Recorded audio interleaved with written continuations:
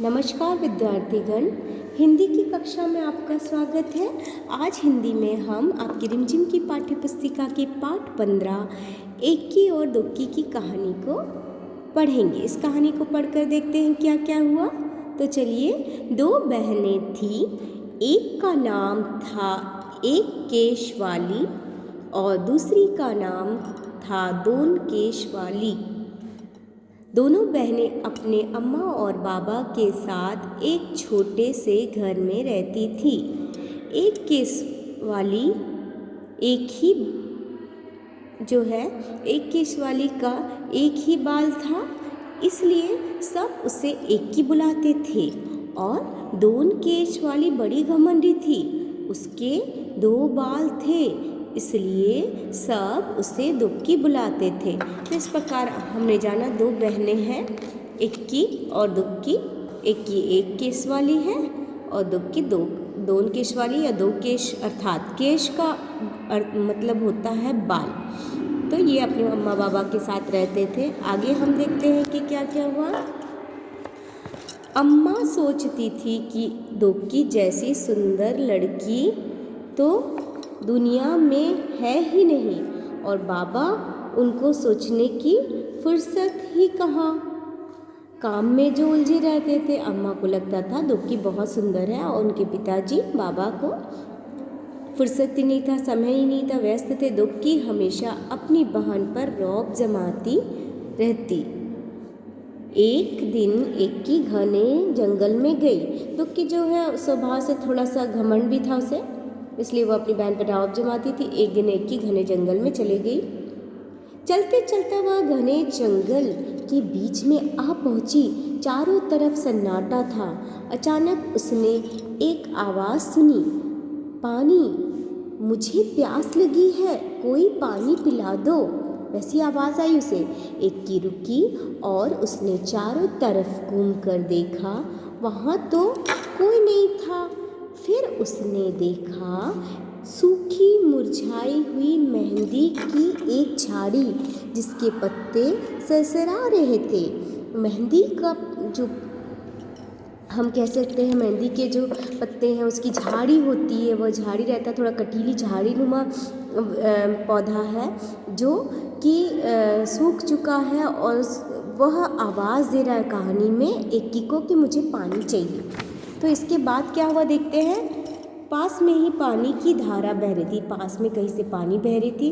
एक्की ने चुल्लू में पानी भरकर एक बार, दो बार, कई बार झाड़ी के ऊपर डाला, क्योंकि उसके पास कोई सामग्री नहीं थी कि जिसमें वह बर्तन नहीं था जिसमें वह भरे, तो वह अपने हाथ जो है ऐसे चुल्लू में भरकर वह पानी ले जाकर डालने का प्रयास करी थी। मेहंदी की झाड़ी बोली, धन्यवाद एक्की, मैं तुम्हारी ये मदद याद रखूँगी।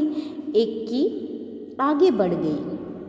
फिर क्या हुआ। फिर अचानक सन्नाटे में उसे एक और आवाज़ सुनाई दी, मुझे भूख लगी है, मुझे खाना खिला दो। एक्की ने देखा कि एक मरियल सी गाय पेड़ से बंधी हुई थी। एक्की ने घास फूस इकट्ठी की और गाय को खिला दी। उसके बाद गाय ने गाय के गले में उसने गाय के गले में बंधी रस्सी को खोल दिया। क्योंकि गाय बंधी हुई थी इसलिए कहीं जा भी नहीं पा रही थी भोजन की तलाश में। धन्यवाद एक्की, मैं तुम्हारी ये मदद हमेशा याद रखूँगी, गाय ने कहा। तो इस प्रकार एक्की ने गाय की और मेहंदी की झाड़ी की मदद की। एक्की अब चलते चलते थक गई थी, उससे गर्मी भी लग रही थी। उसे समझ नहीं आ रहा था कि अब क्या करे, कहाँ जाए। तभी उसे दूर एक झोपड़ी दिखाई दी। एक्की दौड़कर झोपड़ी तक गई और आवाज़ लगाई, कोई है? एक बूढ़ी अम्मा ने दरवाज़ा खोला। तुम्हारी ही राह देख रही थी, आओ अंदर आ जाओ। एक्की हैरान हो गई, ये कौन है, और चुपचाप झोपड़ी में आ गई। झोपड़ी में आकर उसे बहुत अच्छा लगा। फिर आगे क्या हुआ देखते हैं। बूढ़ी अम्मा ने कहा, आओ बेटी, तुम्हारे लिए नहाने का पानी तैयार है। पहले अच्छी तरह से तेल लगाओ और उसके बाद नहा लो, फिर हम खाना खाएंगे। इक्की ने शर्माते हुए कहा, नहीं नहीं। अम्मा ने पुचकार कर कहा, अरे नहीं क्या, जैसा मैं कहती हूँ वैसा करो। इक्की ने बूढ़ी अम्मा की बात मान ली। फिर पता है क्या हुआ? इक्की ने जैसे ही अपने सिर से तौलिया हटाया तो उसने पाया कि उसके सिर पर एक नहीं परंतु बहुत सारे बाल थे। इक्की इतनी खुश हुई कि वह खाना खा ही नहीं सकी, बस बार बार बूढ़ी अम्मा का धन्यवाद ही करती रही। बूढ़ी अम्मा ने मुस्कुराते हुए कहा, अब तुम घर जाओ बेटी और हमेशा खुश रहो। इक्की के तो जैसे पंख ही निकल आए। वह सरपट घर की तरफ दौड़ चली। रास्ते में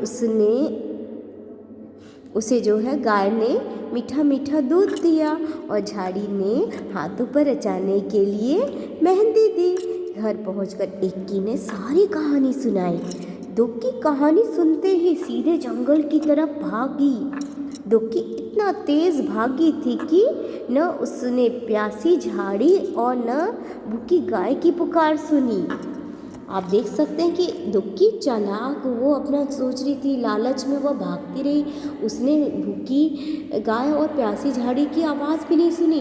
वह धड़धड़ाती हुई झोपड़ी में घुस गई और बूढ़ी अम्मा को हुक्म दिया, मेरे लिए नहाने का पानी तैयार करो।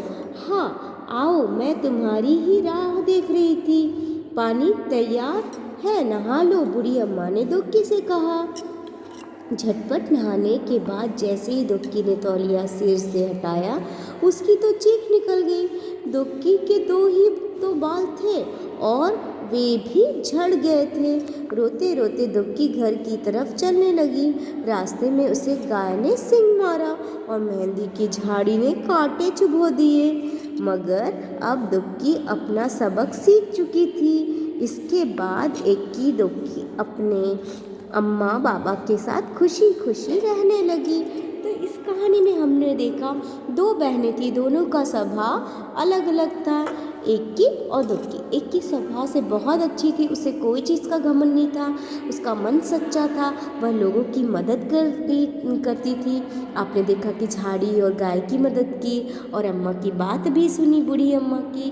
पर दुक्की उतनी ही घमंडी और अच्छी नहीं थी, स्वभाव की बुरी थी, उसने मदद भी नहीं की, जिसके कारण उसके जो दो बाल थे वो भी झड़ गए, क्योंकि उसने बूढ़ी अम्मा की बात भी नहीं सुनी, गाय की झाड़ी की मदद भी नहीं की। इससे साफ पता चलता है कहानी का ये उद्देश्य है, काल्पनिक कहानी है, परंतु उद्देश्य ये है, हमें हमेशा यह पता चलता है कि हम यदि अच्छा करेंगे दूसरों के लिए, दूसरों की सहायता करेंगे तो वो हमारी भी सहायता करते हैं। इसीलिए उपकार करना चाहिए, परोपकार, हमेशा दूसरों के साथ अच्छा व्यवहार करना चाहिए, हमेशा दूसरों की सहायता करनी चाहिए।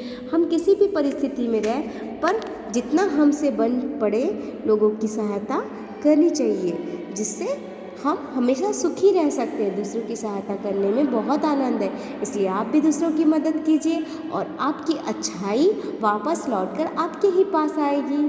तो इस कहानी के सबक को सीखिए, कहानी पढ़िए। धन्यवाद। आप सभी का दिन शुभ हो।